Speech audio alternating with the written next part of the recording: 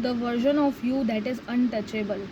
तो दोस्तों इमेजिन करो कि एक ऐसा वर्जन आपका जिससे कोई फ़र्क नहीं पड़ता, कोई मैटर नहीं करता कि ऑफिस में लोग आपके लिए क्या बोल रहे हैं, कोई स्ट्रेंजर ऑनलाइन आपके लिए क्या कमेंट कर रहा है, या कोई ऐसा पुराना दोस्त जो पीठ पीछे आपके लिए कुछ भी बोले जा रहा है, तो आप ज़रा भी फ्लिंच नहीं करते हो ये जान के कि कोई आपके लिए कुछ कमेंट कर रहा है।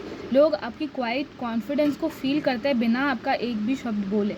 तो ये कोई फैंटेसी चीज़ नहीं है, ये वर्जन आपके लिए ऑलरेडी अवेलेबल है। लेकिन इसके लिए आपको वो सब चीज़ें अनलर्न करनी पड़ेगी जो कुछ भी आपको सोसाइटी ने सिखाई है।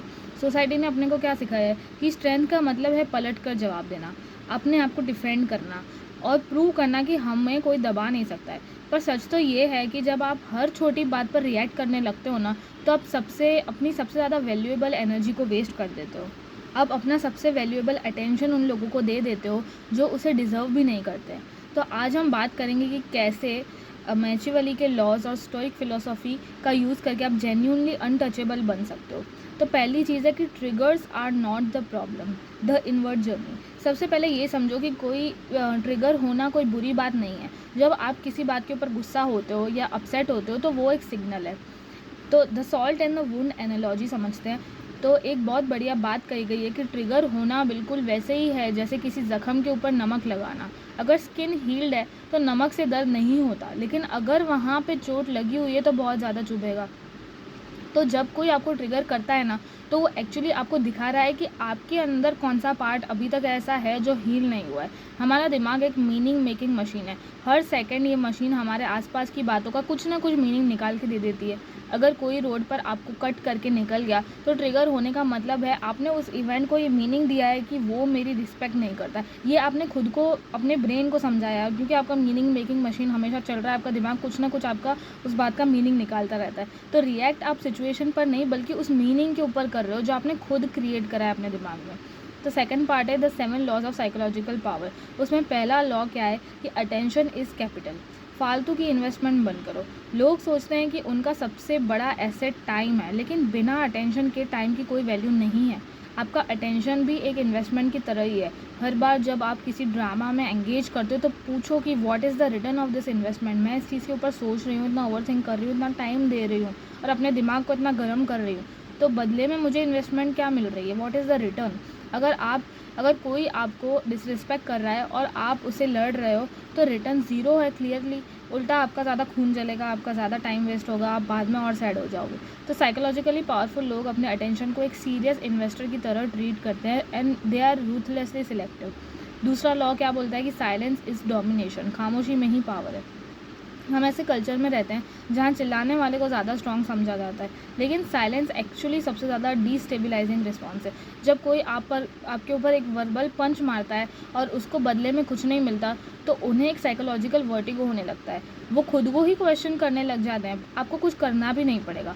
प्लस जितना आप बोलते हो उतनी इन्फॉर्मेशन आप लीक करते जाते हो। अगर आपको कोई थोड़ा भी ट्रिगर करता है, अगर आप उसको समझाने बैठते हो, तो क्या होता है कि आप बातों ही बातों में अपनी ही चीज़ें और ज़्यादा बयां कर देते हो और अपनी इन्फॉर्मेशन उनको दे देते हो। तो साइलेंस जो है, अगर आप साइलेंस अपनाते हो तो साइलेंस आपको अनरीडेबल बनाती है, और जो अनरीडेबल है उसको कंट्रोल करना पॉसिबल ही नहीं है। अगला इंसान खुद ही मत्था मार मार के थक जाएगा। थर्ड लॉ क्या बोलता है कि scarcity is the engine of value. Human biology की ये वायरिंग है कि हम उस चीज़ की वैल्यू करते हैं जो रेयर है। अगर आप हमेशा ही सबके लिए अवेलेबल रहोगे, हर टेक्स्ट का 30 सेकेंड्स में रिप्लाई कर दोगे, और लोग आपको टेक फॉर ग्रांटेड करेंगे ही, ऑब्वियसली करेंगे, बिकॉज आप ही इतना ज़्यादा अपने आप को अवेलेबल दिखा रहे हो। ये मैनिपुलेशन नहीं है, ये साइकोलॉजी है। अपनी अवेलेबिलिटी को अपने प्रायोरिटीज़ का रिफ्लेक्शन बनाओ, ना कि किसी की डिमांड का। कोई डिमांड कर रहा है कि आप तुरंत जवाब दो, तो इसका मतलब ये नहीं है कि आप तुरंत जवाब दोगे। आप अपनी प्रायोरिटी के हिसाब से सोचो कि कब जवाब देना ठीक है, कब नहीं। देन आता है अपना fourth law, the power of non reaction. तो जब कोई आपको प्रोवोक करता है, वो एक्चुअली गाड़ी की स्टीयरिंग व्हील आपके हाथ से छीन लेना चाहता है। वो चाहता है कि आप गुस्सा हो जाओ या आप डिफेंसिव हो जाता। वो यही आपसे रिएक्शन निकलवाना चाहते हैं। रिएक्शन देने से फीडबैक लूप जो है वो क्लोज हो जाता है। लेकिन जब हम नॉन रिएक्शन वाला रास्ता चूज़ करते हैं, मतलब जवाब ही नहीं देते, तो उससे वो जो लूप है वो हमेशा खुला रहता है। तो सामने वाले के दिमाग को अंदर ही अंदर खाते रहता है, और आपको सोचो एक वर्ड भी नहीं बोलना पड़ा और अगला इंसान अपना दिमाग ख़राब करते जा रहा है। आपका जो है इग्नोर करना उन्हें ये बताता है कि you don't even register in my world. हम उसको जवाब नहीं दे के ही हमें क्लियर कर देते हैं कि भाई तू मेरे अटेंशन के लायक नहीं हो तुम। फिर फिफ्थ लॉ क्या बोलता है कि know who to cut, clean cut. हर कोई आपकी लाइफ में रहने के लायक नहीं होता है। एंड 3 कैटेगरीज़ के लोगों को हमें हमेशा तुरंत कट कर देना चाहिए। पहला है कि जो एडवर्सरीज होते हैं, जो लोग पीठ पीछे आपको अंडरमाइन करते रहते हैं, इनसे लड़ने के बजाय इनके एग्जिस्टेंस को ही मिटा दो। तो इन लोगों से आपको लड़ना ही नहीं है, इनको आपको जवाब ही नहीं देना है बस। दूसरा है क्रोनिक क्रिटिक्स, जो लोग खुद कुछ नहीं बनाते हैं पर दूसरों को तोड़ते हैं, इन्हें बस एक ऑडियंस चाहिए, वो ऑडियंस बनना बंद कर दो आप। इन लोगों को किसी और की बुराई करनी है तो आप क्यों उसके ऑडियंस बनोगे। थर्ड चीज़ है कि एनर्जी ड्रेन, वो लोग जिन्हें सॉल्यूशंस नहीं, सिर्फ आपका अटेंशन चाहिए। इनकी हेल्प करना एक बॉटमलेस पिट है, मतलब इसमें पानी डालोगे तो कभी ये पिट भर जाएगी ऐसा नहीं होगा, हमेशा ये पानी मांगती ही रहेगी। तो एक बॉटमलेस पिट है, जितना आप टाइम दोगे, जितनी आप हेल्प करोगे, जितना आप एनर्जी दोगे, ये लोग आपकी एनर्जी ड्रेन ही करते जाएंगे। फिर आता है लॉ नंबर 6, इमोशनल सोवरेनिटी, मतलब कि इंटरनल आर्किटेक्चर। इमोशनल सोवरेनिटी का मतलब ये नहीं है कि आप फीलिंग्स को ख़त्म कर दो, बल्कि ये है कि आप डिसाइड करो कि क्या चीज़ आपको अफेक्ट करेगी। हमारे जो ट्रिगर्स होते हैं वो एक्चुअली हमारी आर्मर में क्रैक्स हैं, इन क्रैक्स को पहचानो और डेलिबरेट डिसेंसिटाइजेशन प्रैक्टिस करो। जब कोई आपके ऊपर चिल्ला रहा हो और आप बस क्यूरियस होकर देखो कि इसने ऐसा क्यों किया, तब आप रियल पावर में होते हो। आप उसको जवाब नहीं देते हो, बट आप बस देखते रहते हो, तो इसमें रियल पावर है। Law number 7, strategic inaction, winning without moving.